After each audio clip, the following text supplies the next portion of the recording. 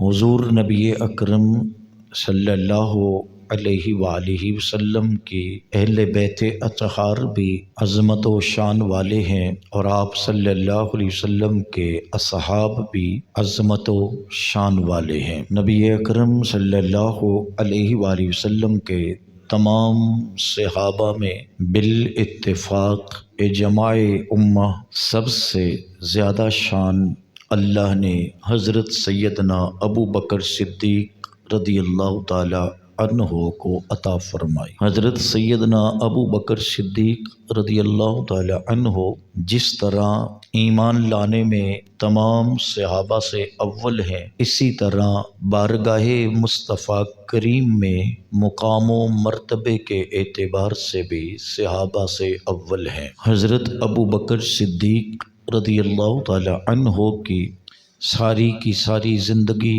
ایمان لانے کے بعد حضور صلی اللہ علیہ وسلم کی محبت اور آپ صلی اللہ علیہ وسلم کی اطاعت میں نظر آتی ہے۔ حضرت ابو بکر صدیق رضی اللہ تعالی عنہ نے اس قدر رسول پاک صلی اللہ علیہ وسلم کی محبت اور اطاعت کو اپنے من میں سجا لیا تھا کہ آقا کریم صلی اللہ علیہ وسلم نے ان کو اس دنیا میں اپنا وزیر بنا لیا۔ ارشاد فرمایا، میرے دو وزیر آسمانوں پر ہیں اور دو زمین میں۔ ارشاد فرمایا، جو زمین پر میرے دو وزیر ہیں، ایک کا نام ابو بکر صدیق ہے تو دوسرے کا نام حضرت فاروق اعظم ہے۔ ایک حدیث میں آپ صلی اللہ علیہ وسلم نے ارشاد فرمایا، ابو بکر و عمر میرے لیے ایسے ہیں جیسے سر کی دو آنکھیں اور دو کان ہوتے ہیں۔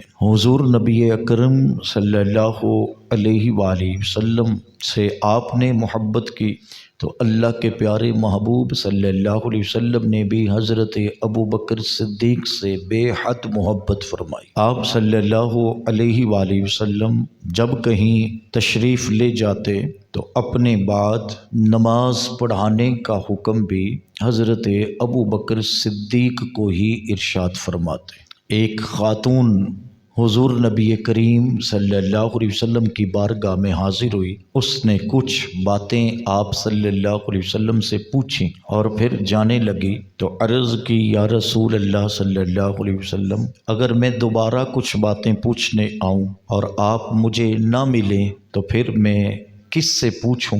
ارشاد فرمایا، تو آ جانا، میرے ابو بکر صدیق سے پوچھ لینا۔ حضرت سیدنا ابو بکر صدیق رضی اللہ تعالی عنہ کو اس قدر آپ صلی اللہ علیہ وسلم نے اپنے قریب فرمایا۔ ایک شخص بارگاہ رسالت مآب صلی اللہ علیہ وسلم میں حاضر ہوا اور اس نے آپ صلی اللہ علیہ وسلم کو اپنا اونٹ بیچا تو اس کے ساتھ اونٹ کا جو سودا طے ہوا وہ نقد کی بجائے ادھار ہوا۔ وہ شخص اونٹ آپ صلی اللہ علیہ وسلم کو بیچنے کے بعد واپس جا رہا تھا، رستے میں حضرت سیدنا علی المرتضیٰ شیر خدا ملے تو اس سے پوچھا، اونٹ کس کو بیچ دیا؟ اس نے عرض کی، میں نے اللہ کے محبوب کو بیچا ہے۔ کہا پیسے لے لیے؟ کہا نہیں، ادھار بات ہوئی ہے۔ کہا اگر اللہ کے محبوب صلی اللہ علیہ وسلم وصال فرما جائیں تو پھر؟ کہا یہ پوچھا ہی نہیں ہے۔ واپس پلٹا تو آپ صلی اللہ علیہ وسلم کی بارگاہ میں عرض کی، یا رسول اللہ صلی اللہ علیہ وسلم، اگر آپ وصال فرما جائیں تو پھر میرے اونٹ کے پیسے کون دے گا؟ تو آقا کریم نے فرمایا، تو آ جانا، تیرے پیسے میرا ابو بکر صدیق دے دے گا۔ حضرت سیدنا ابو بکر صدیق رضی اللہ تعالی عنہ حضور نبی رحمت صلی اللہ علیہ وسلم کے ساتھ ساتھ ہمیں نظر آتے ہیں۔ وہ ہجرت کی کہانی ہو یا پھر وہ مدینہ شریف کے بازار ہوں، غزوہ بدر ہو یا غزوہ احد، کوئی ایسا غزوہ نہیں جس میں حضرت ابو بکر صدیق ہمیں رسول پاک صلی اللہ علیہ وسلم کے ساتھ نظر نہیں آتے، بلکہ ہمارے علماء فرماتے ہیں حضرت ابو بکر صدیق رضی اللہ تعالی عنہ کل اپنی زندگی میں بھی محمد عربی کے قدموں میں کھڑے نظر آئے، آج وصال کے بعد بھی محبوب کے مزار کے ساتھ ہی سوئے ہوئے نظر آتے ہیں۔